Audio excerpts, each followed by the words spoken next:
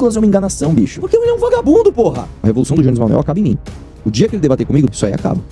O Jones Manuel, do fim do dia, ele é um cagão, cara. Arthur Duval fala que Nicolas Ferreira e Jones Manuel são dois frouxos que fogem do debate porque não aguentam a verdade.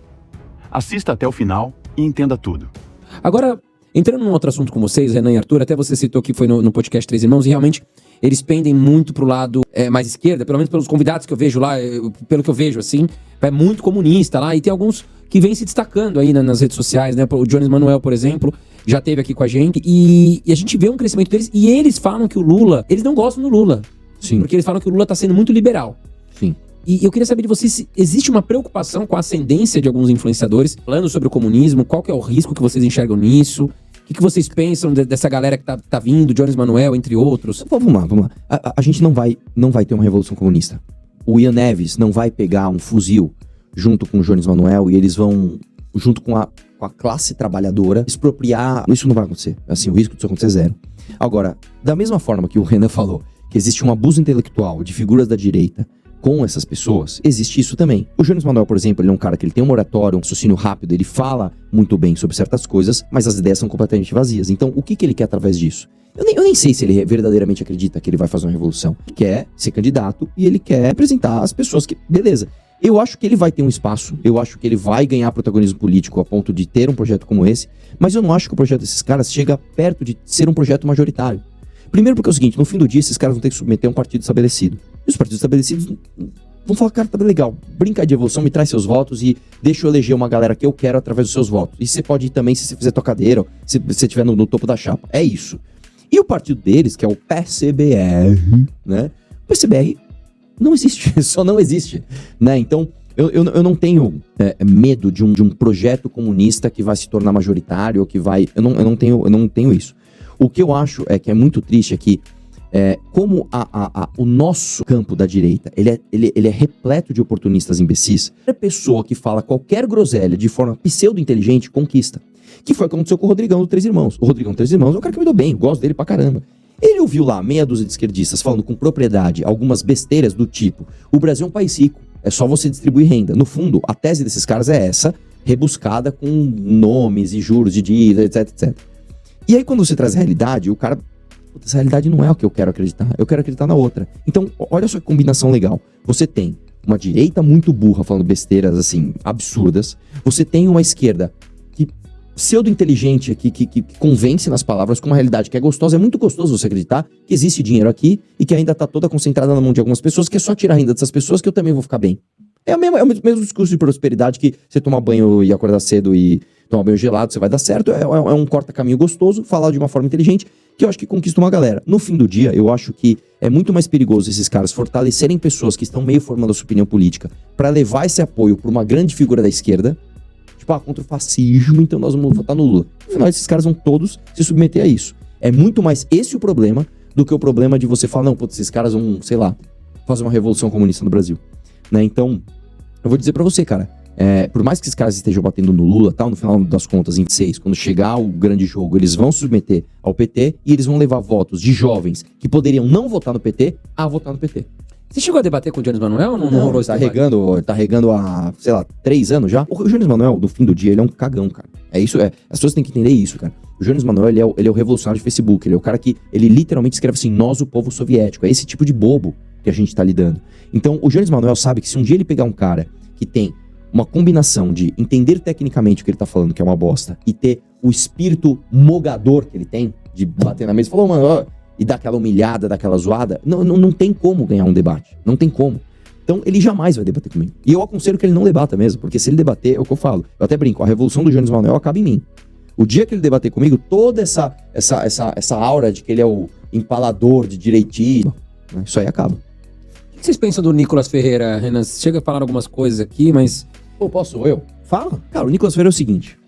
Vou até fazer um exercício com você, que é um exercício que eu faço com você. O que você acha da taxação do Pix? Cara, eu acho que não faz sentido. Absurdo. Absurdo. Quem quis taxar o Pix? O Nicolas propôs a taxação do Pix? O Paulo Guedes propôs a taxação do Pix. Teve vídeo do Nicolas de camisetinha preta e fundo preto falando mal disso? Não teve. Vamos lá. O que você acha do Monark perder as redes? Que o Alexandre Moraes não gostou, mandou tirar as redes dele. Absurdo. Absurdo. Teve vídeo do Nicolas falando que o Jair Bolsonaro foi quem permitiu que o Alexandre de Moraes continuasse com as decisões monocráticas? Não sei se você sabe dessa história, mas o Congresso passou uma lei em 2019, passou na Câmara e passou no Senado, uma lei que acabava com decisão monocrática, acabava. Acabou o juiz dar uma canetada e derrubar teu podcast, acabou. O Jair Bolsonaro vetou. Aí quando perguntaram pra ele no Vilela, ele falou, eu vetei, falei, pô, não lembro não. Teve algum vídeo do Nicolas cobrando isso? Quando o Jair Bolsonaro colocou o Cássio Nunes, que deu o voto de Minerva pra soltar o Lula e anular todas as condenações de todos os acusados da Lava Jato, né? Teve algum vídeo do Nicolas falando isso? Não teve. Quando o Flávio Bolsonaro enganou as pessoas falando... Essa história é muito boa, cara. O Flávio Bolsonaro falava que ele era contra o fundo eleitoral. Aí chegou a votação do fundo eleitoral. Ele votou? A favor. Qual a pior desculpa você daria? A pior. Imagina que você é o Flávio Bolsonaro. Você falou que você é contra o fundo, só que você votou a favor. A pior desculpa que você pode dar. Puta, cara, nem me passa na cabeça. Você fala que eu sou contra e voto a favor? A pior, a mais esdrúxula. Puta, meus colegas aqui do partido precisam de dinheiro porque eles não têm condições de bancar. Sofisticado. Dá uma mais esdrúxula, uma retardada, assim. Você tá falando com um retardado. Qualquer coisa que você falar, ele vai acreditar. Cara, meu partido me obrigou. Ele falou, sabe o que ele falou? Que ele apertou o botão errado, irmão. É papo sério isso? É papo sério. Só que aí piora. Porque aí teve a segunda votação, que eram 2 turnos. O que aconteceu? Votou errado de novo. Puta, apertou o botão errado de novo. 1 ano e meio depois, teve outro aumento do fundão. Do Jair Bolsonaro, tá? O que aconteceu? Mais 2 vezes. Puta, apertou o botão errado de novo. Teve um vídeo do Nicolas pra denunciar isso? Então ele é um vagabundo, porra. Agora, sabe pra que teve vídeo do Nicolas? Pra tentar enganar as pessoas de que a PEC da blindagem era boa. Não, pra você processar um deputado, você vai ter que o João Centrão autorizar você, deputado. E ele tava lá fazendo um vídeo. Então o Nicolas é uma enganação, bicho. Por quê? O Nicolas, só pra terminar aqui, o Nicolas, foi dado a ele um presente. Nicolas, você se queimou com a PEC da blindagem. Pegou mal pra caralho.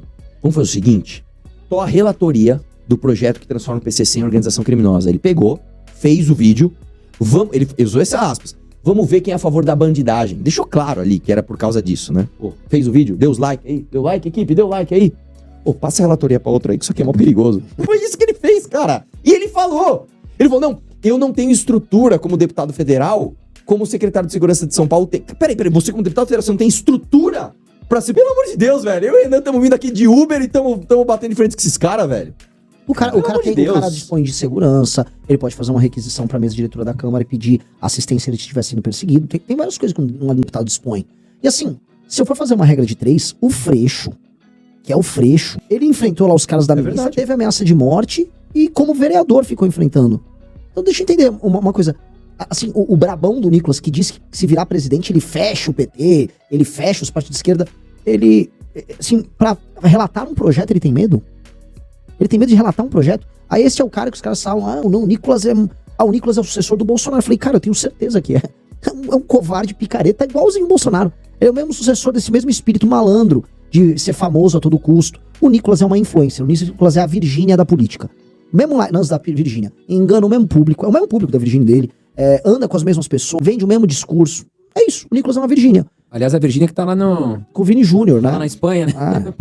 É isso, cara. Ô, Renan, fala um pouquinho dessa PEC da blindagem, porque tem gente que tá nos assistindo aqui que não sabe o que é, exatamente. E o que isso pode impactar aqui pra nós no cenário nacional? Assim, uma dica pra todo mundo, a PEC da blindagem, ela já morreu, né? Ela não vai impactar em mais nada, mas a PEC da blindagem representava um acordo que foi feito pra andar com a agenda da anistia e dar pro Centrão um prêmio. O Centrão fala, não, eu vou andar, mas o que eu ganho em troca? Várias coisas. A PEC da blindagem permite que deputados federais, para ter um processo aberto contra ele e depois para ser condenado, tenham que decidir entre eles se esse deputado federal pode ou não ter o processo aberto ou ser preso. A PEC da blindagem também, ela permitiria que presidentes de partido, e eu, se o partido ficar pronto, eu teria essa imunidade. O Valdemar ia ter. O Valdemar teria. Outro, muito engraçado, que os partidos então estavam tocando essa agenda justamente no momento que o Antônio de Rueda, que é o presidente do União Brasil, estava, vamos dizer, está começando a ficar encalacrado. Eu nem tinha pensado nisso, lógico, é verdade. Mas claramente isso aí foi um acordo para ajudar o Rueda a ficar blindado. O Rueda é presidente do União Brasil e assim, as denúncias estavam ali no cangote dele. Aí fizeram esse acordo, quem conduziu esse acordo foi o Ciro Nogueira. Esse acordo ele foi conduzido entre Ciro Nogueira, o presidente da Câmara, Hugo Mota, o presidente do Senado, o Alcolumbre, e as lideranças do partido. O Alcolumbre avisou pro Hugo Mota, tamo junto, tá? Vai salvar o Ruedão. E vai ajudar o Ciro Nogueira aqui, e é isso. E ninguém liga, pô, o Brasil só vai falar de anistia, blindagem, isso aí vai passar. A Hugo Mota, beleza, vamos lá, bora. Tá? Aí avisa os líderes dos partidos, pode passar, vamos que vamos, vai abrir a boiada, e depois só fala de anistia, vocês brigam aqui, vai rolar. Beleza. E aí elegeram o Nicolas, tipo, Nicolas, seja meio que um porta-voz aqui. Ele, eu resolvo lá, eu vou explicar aqui, ó. Né, que o Nicolas acha que resolve muito no papo dele. Foram votar. Aí teve o discurso do Kim. E aí houve a primeira malandragem. O PSOL tava orientando sim. Aí o PSOL fez a conta. Não, vou orientar não. Tirou o time de campo. Malandraço. Presentaço. Depois o PT falou, tira o time de campo também. Não, e aí os artistas falam assim, vamos fazer uma manifestação contra a corrupção? Faz mó tempo que a gente não faz isso, né? O Gilberto Gil, eu acho que isso aqui foi no Fora Colo. No Fora Colo. Tá bom, cara, os caras votaram no tempo 30 anos. Não, quem foi? Eu até reagi na live que tava falando. O Zé Dirceu, cara. O Zé Dirceu foi no caminhão de som falar contra a corrupção, cara. Cara, assim, O Zé Dirceu, meu Deus, deram esse plano. Deram isso no colo deles, mas beleza. Foram os nossos heróis ali da direita. Anistia, o Nicolas explicou que a PEC da habilidade é a PEC das prerrogativas. Agora nós vai falar as verdades do comunismo. Pegou muito mal, com razão, que tem que pegar mal, que é um absurdo uma coisa dessas. E, né, mas eles tiveram outro. O Hugo Mota entregou. Ó, não, passou aqui na Câmara a PEC da blindagem, agora vai passar a anistia, entregou. Alguém recebe uma ligação, bota o Paulinho da Força aí de relator. Aí botou o Paulinho da Força de relator. Então, ou seja, matou a anistia. Pegou tão mal o tema, rolou manifestação dos petistas no fim de semana seguinte, que aí, veja só a malandragem, o Alcolumbre, por que eu tô falando desse autor? Esse autor político mais importante desse jogo. O Alcolumbre, ele é o número 2 do União Brasil. Se o Rueda cai, o Alcolumbre assume. O Alcolumbre quer deixar a União Brasil mais próximo do governo Lula, ele é um aliado do governo Lula. Sim. Ele é um que avisou também, não vou passar anistia aqui no Senado. O Alcolumbre, né, Hugo Mota, deu confusão aí, acho que a gente não vai passar isso aqui no Senado. E o que aconteceu? O Senado meteu um passa-moleque na Câmara, aí o Hugo Mota ficou tadinho, peladinho na frente dos outros líderes partidários, que ficaram eles próprios pelados pros deputados que votaram um negócio que eles apanharam assim, fazia tempo que os deputados não apanhavam tanto, todo mundo apanhou, e o Hugo Mota ficou de moleque, e o Alcolumbre, pois é, né, acho que aqui no Senado ninguém vai votar. Cara, ninguém, aí discurso de petistas e senadores bolsonaristas contra o projeto. Os bolsonaristas do Senado votaram contra e fizeram discurso. O Ciro Nogueira, que foi articulador, pode pegar abstenção. Ele nem foi, porque coitado, ele botou os caras da Câmara também na fria, e quando foi pro Senado ele só se absteve. No fim do dia é isso. Esses caras, né? Não, Marcel Van Hatten é um grande deputado, ele é muito esperto, o Nicolas é muito esperto. Cara, eles são moleques. Os caras do Centrão tentaram passar um negócio que beneficiasse. Esse não deu certo, jogou pra depois, sobra o dano e sobra essa história da anistia como uma piada. O que é importante a gente entender nisso aí? Não dá para conduzir as coisas como se fosse um eterno vídeo no Instagram. Era legal o vídeo no Instagram com você com a fita lá, nós vai lá fazer e tamo contra aqui a anistia, não sei o quê. Quer dizer, a favor da anistia, tamo contra o sistema. É legal pra dar o like. Mas na articulação não funciona. Não funciona. E deu ruim. Cara, foi uma gigantesca derrota pra esses caras. No que a gente volta pra pergunta. Original. Do que nos serve essa direita? Eu tô ainda aguardando. Do que nos serve essa direita? Inscreva-se no canal. Ative o modo missão.